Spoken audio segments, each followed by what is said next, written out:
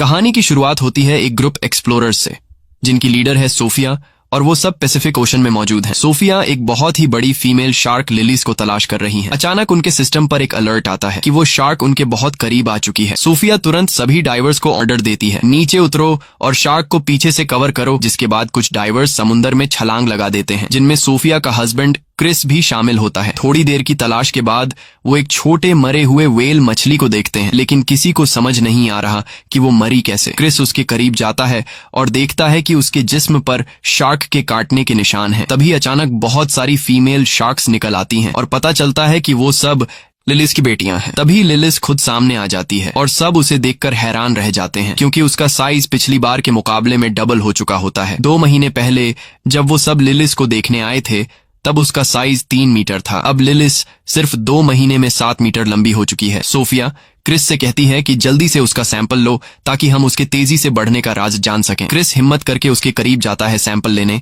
लेकिन लिलिस तुरंत उस पर हमला कर देती है। उसी वक्त क्रिस और सोफिया के बीच कनेक्शन कट जाता है। सोफिया बहुत परेशान हो जाती है और खुद समुद्र में उतर जाती है ताकि अपने हस्बैंड को ढूंढ सके। वो जैसे ही नीचे जाती है, उसे क्रिस का कटा हुआ बाजू मिलता है और वहां और किसी डाइवर का कोई नामो निशान नहीं होता। वो समझ जाती है कि वो सब शार्क की खुराक बन चुके हैं, मगर वो हिम्मत नहीं हारती और फैसला करती है कि किसी तरह उस शार्क से सैंपल लेकर ही रहेगी। वो लिलिस के करीब पहुंचती है और सैंपल लेने की कोशिश करती है, लेकिन शार्क उस पर भी हमला कर देती है। सोफिया खुशकिस्मती से एक जाल में फंस जाती है, लेकिन शार्क जाल को खींचती हुई समुद्र की गहराइयों में ले जाती है। किसी तरह से वो जाल से निकलने में कामयाब हो जाती है और खुद को बचा लेती है। फिर 3 साल बीत जाते हैं और हम पहुंचते हैं पेरिस, जहां 2 नौजवान लड़के सीन नदी में मछलियां पकड़ रहे होते हैं। लेकिन अचानक उनके जाल में एक बम आ जाता है। ये देखकर वो दोनों लड़के पुलिस को इस बम की खबर देते हैं। बम की खबर सुनकर रिपोर्टर्स भी वहां आ जाते हैं। तभी पुलिस आकर लोगों को समझाती है कि वर्ल्ड वॉर 2 के दौरान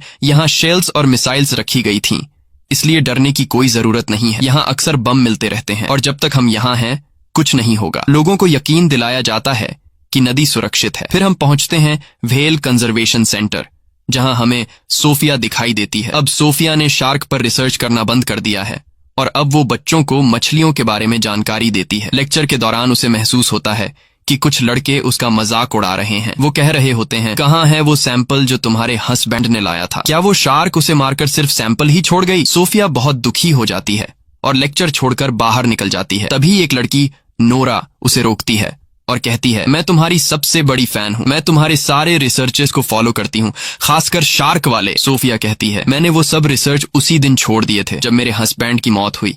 उन दिनों की याद मत दिलाओ, मुझे तकलीफ होती है। वो जाने लगती है, लेकिन नोरा कहती है, मैंने पता लगाया है कि तुमने लिलीज के शरीर में एक ट्रैकर डिवाइस लगाई थी। सोफिया हैरान रह जाती है। इसके बाद नोरा उसे अपनी ऑर्गेनाइजेशन ले जाती है ताकि डिटेल में बात कर सके। हमें पता चलता है कि नोरा ने समुद्री जीवों को बचाने के लिए एक ऑर्गेनाइजेशन बनाई है। वो समुद्र में रहने वाले जानवरों से बेहद प्यार करती है।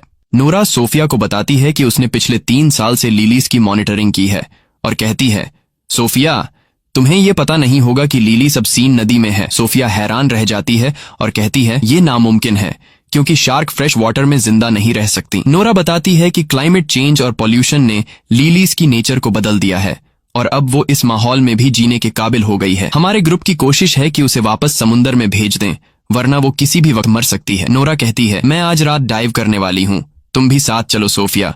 हम दोनों शार्क को देखते हैं और उसे उसके घर वापस ले जाते हैं। सोफिया कहती है, क्या डाइव? तुम्हें क्या लगता है ये इतना आसान है? ये बहुत ज्यादा रिस्की है। ऐसा करने से तुम्हारी जान जा सकती है। ये कोई आम सी मछली नहीं, ये दुनिया की सबसे खतरनाक शार्क है। सोफिया वहां से निकलकर अपने घर पहुंचती है। घर जाकर वो अपने हस्बैंड के आखिरी मिशन की वीडियोस देखती है और वो रो पड़ती है, क्योंकि उसी ने अपनी टीम से कहा था कि वो इस मिशन में उनके साथ है। वो गिल्टी फील कर रही होती है क्योंकि वो सब उसकी वजह से मारे गए। दूसरी तरफ हम देखते हैं कि नोरा अपनी दोस्त बिन के साथ सीन नदी में एक बोट पर होती है। नोरा कहती है, क्या तू मेरे साथ नहीं उतरेगी? बिन पानी में उतरने से इनकार कर देती है और कहती है, तू जा, मैं यहाँ तेरा ध्यान रखती हूँ। नोरा अकेले ही पानी में उतरती है और लिलीज को हर जगह ढूंढती है। दूसरी ओर सोफिया सिस्टम में लिलीज की मूवमेंट्स ट्रैक कर रही होती है।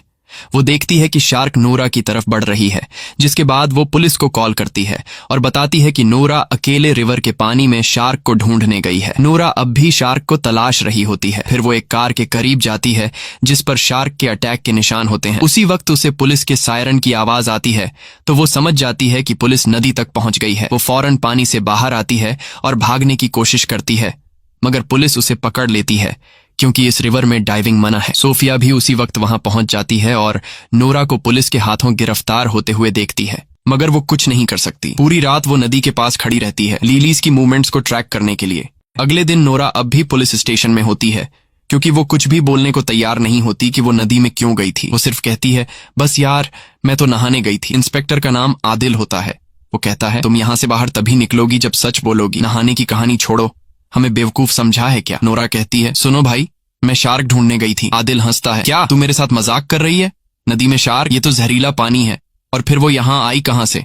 तुमने मुझे बेवकूफ समझा है? नोरा कहती है, मेरा यकीन करो, मैं पानी में शार्क को ढूंढने गई थी। लेकिन अफसर मानने को तैयार नहीं था। दूसरी तरफ सोफिया अब भी उसी जगह पर मौजूद होती है जहां कल रात थी।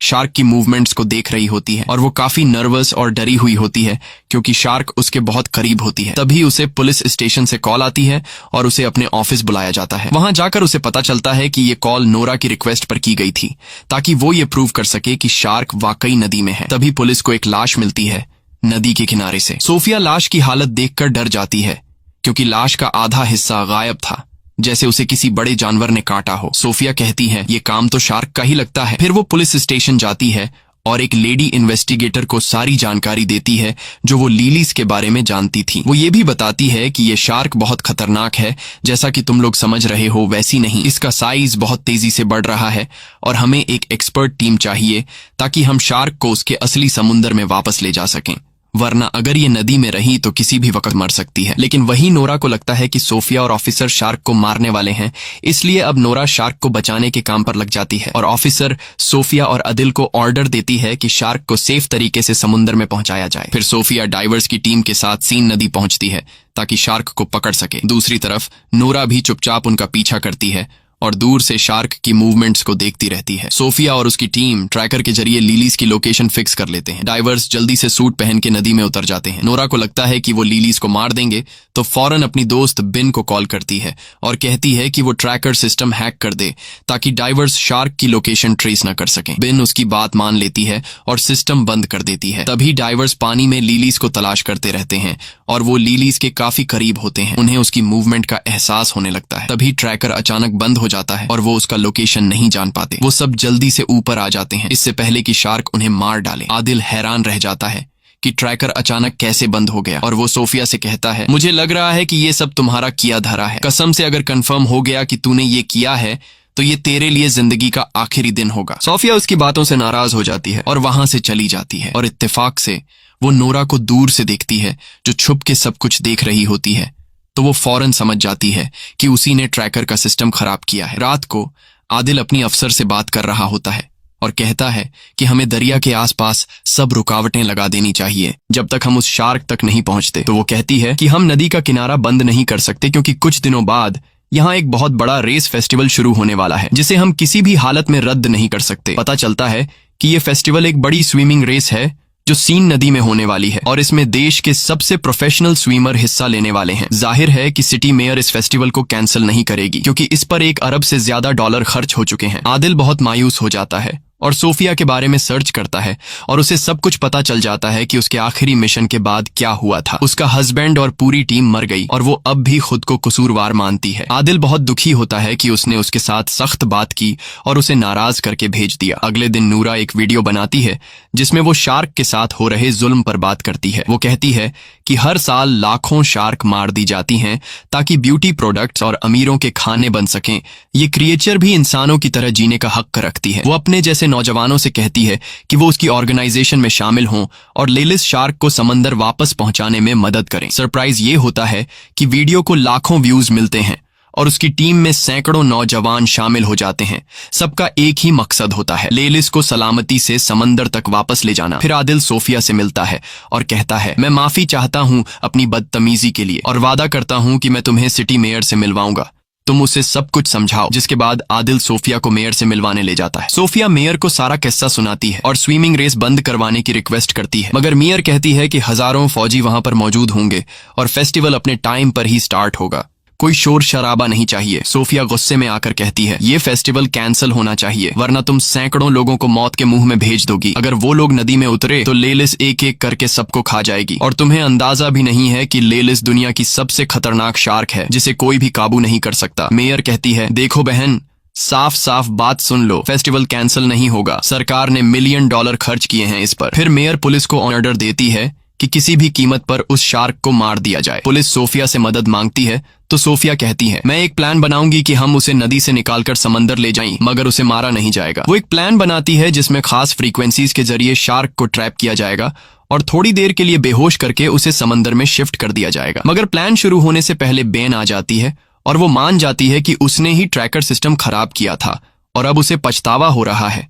लेकिन मसला सिर्फ ये नहीं, नूरा ने लेलिस का लोकेशन ट्रेस कर लिया है और वो आज ही उसे समंदर की तरफ ले जाने का प्लान बना रही है। वो बताती है कि शार्क इस वक्त सीवरेज के टैंक के पास है। वो सोफिया और पुलिस से कहती है कि वो नूरा को रोकें, क्योंकि वहां कुछ नौजवान भी मौजूद होंगे जो नूरा को सपोर्ट करने आए हैं, और वो जगह बहुत खतरनाक है क्योंकि वो सीवरेज एरिया बहुत तंग है। सोफिया कहती है, अच्छा हुआ तुमने हमें ये बताया, और वो यकीन दिलाती है कि वो अपनी दोस्त को बचाएंगी। रात को हम देखते हैं कि नूरा, बेन और ऑर्गेनाइजेशन के बाकी लोग सीवरेज एरिया में पहुंच चुके हैं और मिशन के लिए तैयार हो रहे हैं। बेन थोड़ी नर्वस लग रही होती है, जैसे कुछ छुपा रही हो, मगर वो कहती है, मैं बस तुम्हारे लिए परेशान हूँ। फिर नूरा पानी में उतरती है ये साबित करने के लिए कि शार्क इंसानों के लिए खतरनाक नहीं होती। अब वो लेलिस का इंतजार करने लगती है। उसी वक्त सोफिया, आदिल और पुलिस वहां पहुंच जाते हैं और उससे कहते हैं, फौरन पानी से बाहर आओ, मगर वो लड़की जिद करती है कि वो मिशन पूरा करेगी। सोफिया उस पर चिल्लाती है, जो तुम कर रही हो वो गलत है, ये शार्क तुम्हारी सोच से भी बड़ी है, वो तुम्हारा सोनार डिवाइस और तुम्हें जिंदा खा जाएगी। इसी वक्त नूरा के पास एक शार्क नजर आती है। सोफिया फौरन समझ जाती है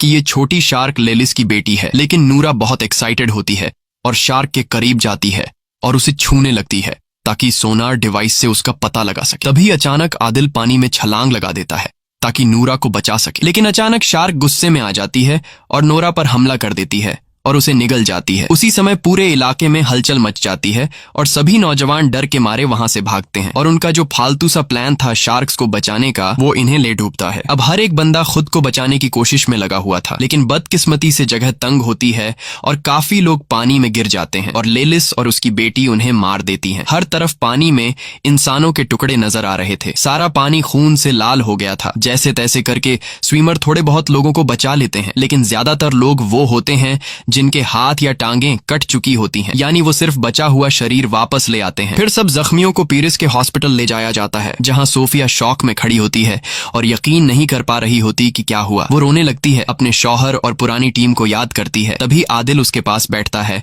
और उसे तसल्ली देता है। कुछ देर बाद आदिल और सोफिया को सीवरेज एरिया में बुलाया जाता है। जब वो वहां पहुंचते हैं तो लेलिस की बेटी की लाश मिलती है। उसे लैब ले जाया जाता है ताकि सोफिया उस पर रिसर्च करे, शायद कोई क्लू मिल जाए। उसी समय सोफिया को पता चलता है कि ये शार्क सिर्फ 2 महीने की है और वो प्रेग्नेंट भी है, और सोफिया को लेलिस की बढ़ती हुई ग्रोथ का भी पता चल जाता है। हैरान करने वाली बात ये होती है कि ये फीमेल शार्क बिना किसी मेल शार्क के कोलैब किए बच्चे पैदा कर सकती है, यानी बिना नर के खुद ब खुद बच्चे देना। सोफिया समझ जाती है कि ये शार्क बहुत बड़ी आफत है, क्योंकि लेलिस की तादाद कुछ महीनों में बहुत ज्यादा बढ़ जाएगी और ये इंसानों के लिए बहुत बड़ा खतरा बन सकता है। इसीलिए लेलिस और उसकी सारी नस्ल को खत्म करना बहुत जरूरी है, वरना वो इंसानों को खत्म कर देगी। अगले दिन सोफिया और उसकी टीम मेयर के ऑफिस पहुंचती है और उसे सारी नई जानकारी देती है। मेयर बहुत नाराज होती है क्योंकि मिशन नाकाम हो चुका होता है और स्विमिंग फेस्टिवल स्टार्ट होने में सिर्फ कुछ ही घंटे बाकी होते हैं। वो कहती है कि किसी भी तरह इस शार्क को मारो। सोफिया उस पर गुस्सा करती है और कहती है, तुम्हारे लिए पैसे ज्यादा अहम हैं या लोगों की जानें? मेयर गुस्से में कहती है, बाहर निकलो यहाँ से। और फिर वो फैसला करती है कि शार्क को मारने की जिम्मेदारी अब फौज को दी जाएगी। फिर सोफिया और आदिल कैफे में बैठे बात कर रहे होते हैं। सोफिया कहती है,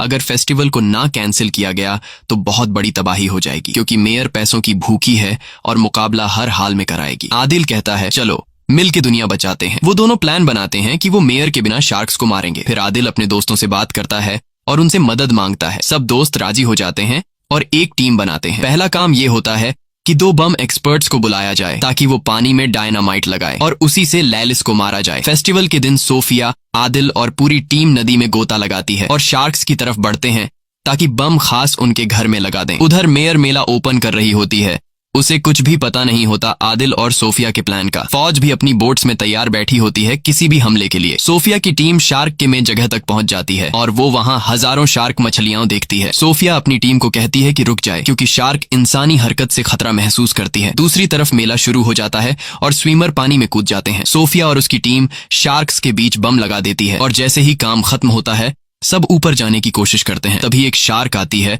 और टीम के 2 बंदों को मार देती है। सोफिया आदिल को खींचती है ताकि जल्दी निकल सकें, लेकिन बम जल्दी फट जाते हैं। धमाका होता है और टीम के बाकी लोग ऊपर उनका इंतजार कर रहे होते हैं। सोफिया आदिल को ऊपर ले आती है। टीम उसे बोट में डाल देती है क्योंकि वो जख्मी होता है। तब सोफिया फैसला करती है कि वो अकेले नीचे जाएगी ताकि यकीन कर ले कि लेलिस मर चुकी है या नहीं। लेकिन जब वो वापस आती है तो पता चलता है कि लेलिस अभी भी जिंदा है। फिर अचानक लेलिस कश्ती पर हमला करती है, टीम को गिरा देती है और पूरी टीम को मार देती है। लेकिन खुशकिस्मती से आदिल और सोफिया बच जाते हैं और ऊपर आ जाते हैं। तब वो देखते हैं कि शार्क तैराकों की तरफ बढ़ रही है, तो वो दोनों पानी में वापस कूद जाते हैं ताकि उसे रोक सकें। लेकिन तब तक बहुत देर हो चुकी होती है। शार्क पहले ही तैराकों तक पहुंच चुकी होती हैं और एक एक करके सबको मारने लगती हैं। एक ही झटके में नदी का पानी लाल हो जाता है। हर तरफ इंसानों के टुकड़े तैर रहे होते हैं। पूरा इलाका चीख पुकार और अफरा तफरी से भर जाता है। तभी फौज पहुंचती है और लेलिस पर गोलियां चलाती है, लेकिन उन गोलियों का उस पर कोई असर नहीं होता। सबसे बड़ा खतरा ये होता है कि नदी के नीचे कई बम पहले से लगे होते हैं। अगर कोई गोली उन पर लग गई तो पूरा शहर उड़ जाएगा। और फिर वही होता है, एक गोली बम से टकरा जाती है और जोरदार धमाका होता है। पूरा शहर तबाह हो जाता है। धमाके की वजह से एक भयानक सुनामी आती है जो पूरे शहर को बहा ले जाती है। कई लोग डूबकर मर जाते हैं, जिनमें सोफिया और आदिल भी होते हैं। सोफिया पानी की सतह पर आती है और बेहोश आदिल को देखकर किसी सुरक्षित जगह ले जाती है। दोनों एक लोहे के बड़े टुकड़े पर चढ़ जाते हैं। कुछ देर बाद आदिल को होश आता है और वो पूछता है, हम कामयाब हो गए? शार्क मर गई ना? सोफिया उसकी तरफ देखती है। उसकी आंखों में आंसू होते हैं, लेकिन वो कुछ नहीं बोलती। आदिल चारों तरफ देखता है और सदमे में चला जाता है। पूरा पेरिस शहर डूब चुका होता है और हर तरफ शार्क मछलियां तैर रही होती हैं।